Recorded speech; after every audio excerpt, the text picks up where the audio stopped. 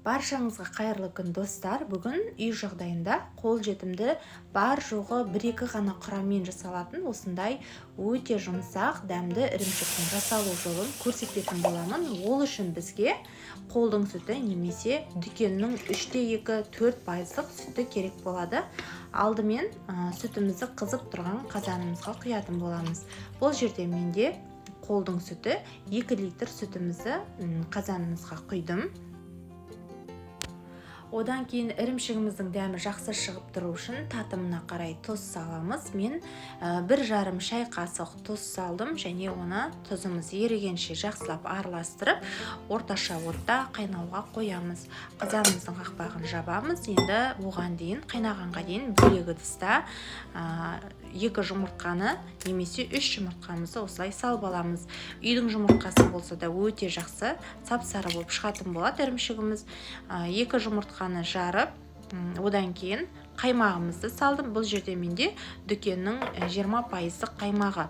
Қолдың қаймағы болса жалпы өте майлы болып кетеді. Сол үшін бұл жерде мен дүкеннің қаймағын салдым.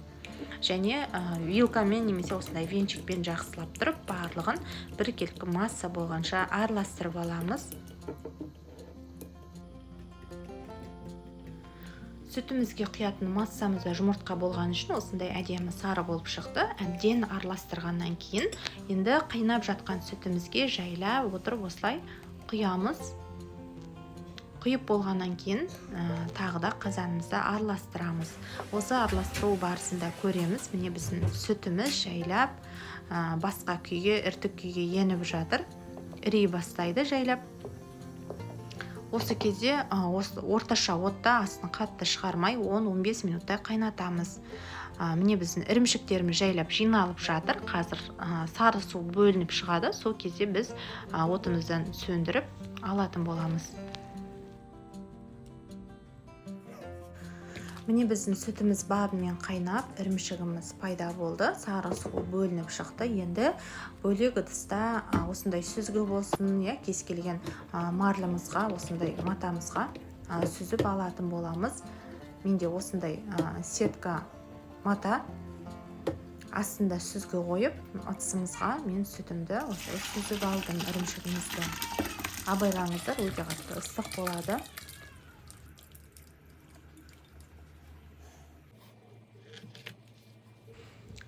Енді осылай міне матамызды барлығын кішкене жинақтап, бетін осылай ораймыз, суымызды төгіп, бір түнге қалдыратын боламыз. Мен ертеңгі күнге дейін қалдырдым.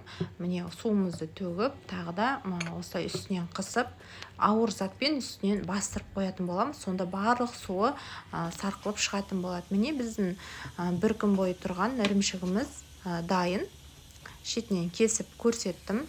Дәмі де өте керемет, балаларға да ұнады. Әсіресе таңғы асқа ұсынғанға өте жақсы.